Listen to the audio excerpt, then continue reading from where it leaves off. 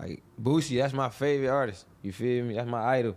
Once he found that out, like he got me on the song with Boosie. Me, him, and Boosie got some shit coming too. How you know Boosie? That's my nigga. For real? Yeah. From what? How'd you meet him? Shit, through the music. He was fucking with my sound. One day we was in the studio, we locked in. I made this song called Hood Stars. And when I met Snapp Dogg, we was in the studio one day. I did a feature with Draco, and he was there. This was the first night I met Draco, him. yeah. Long Little Draco. First night I met him, and we just bonded. Like, we was in the studio bonding. Well, me and Draco was recording, and like the next day we linked up, and I played all my music for him. He like, nigga, you got a song with Boosie? And I'm like, yeah, nigga, I could get you one too. And he didn't believe me.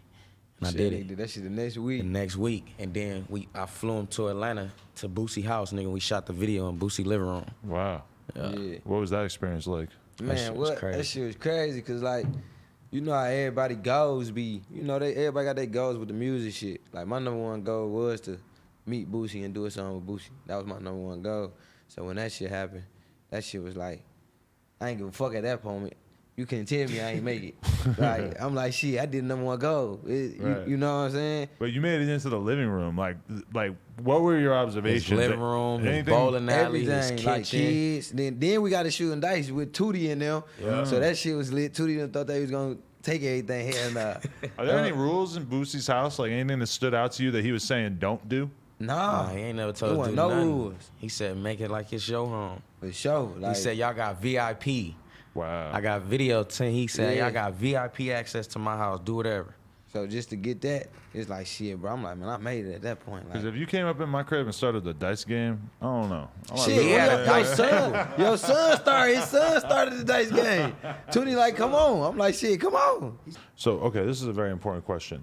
You've presumably seen a lot of the controversy that's been going on with Boosie. You were bringing him up earlier. I figured I'll wait till later in the interview to ask, but Boosie going through some crazy ass shit in terms of like people in the mainstream really trying to cancel him for saying stuff that they perceive as being homophobic, anti-gay, whatever. Yeah. Do you pay attention to that? And what do you think? I paid attention to it. One thing about the Boosie situation though, like you can't cancel him in the streets. Can't nobody cancel Boosie. He the streets, so it's different with Boosie. But I get where he coming from, but it's just some stuff you can't speak on. Like you just gotta let it be. But how does that feel these days, where you might have to really like check yourself and not say something publicly that you want to say because you know that you have eyeballs on you that are. It's part of life. That's like saying, you know what I'm saying, when you want to go do a crime, you know you can't do that crime. Yeah. Leave it alone. But then it's like, damn, is you being yourself? You is cause you is being yourself, but sometimes you just gotta fall back from certain stuff. You know, especially the way that is. That's a powerful community. You know what I'm saying? They stick together. You know, and I don't got nothing against none of that. But it's weird. It's weird to think of saying something homophobic as being like a crime. Like you have to hide it from the world. You keep it to yourself. It's like the same thing. Like if you rob somebody, you don't rob somebody and then post it on your Instagram story. Yeah. You rob them and then you try to keep it quiet. You don't say nothing about it. You hope you don't get caught. So it's like if you say something homophobic behind the scenes, you kind of looking around like, I'm glad no cameras fired up right here. And look, this is the thing though. You know you can't, so that's why you gotta keep your cool, because they ain't playing, man. They ain't playing. Yeah, that's the same shit that white people do when they want to say something racist. I hear. You got a point. They say it, and they just hope they don't get caught. It takes a very different type of white person to hop on their Instagram story and start saying some racist shit. Yeah. All right. And then that's the thing, that goddamn internet so fucking powerful. Like, that motherfucker too goddamn powerful. So you just gotta watch what you say, man. That's all. Cause even just how it is, like when I was blowing up with my shit and all the guns and all that, like that shit was, to me at that time, I'm like, I'm just showing my life, but really, in reality, I got the police on me. I got motherfuckers who looking at me like, we scared to do business with him. This motherfucker crazy, all type of shit. So when I learned that, I'm like, nah, you know what I'm saying? Like, I'm in the game now. I can't be doing that type of shit, you know?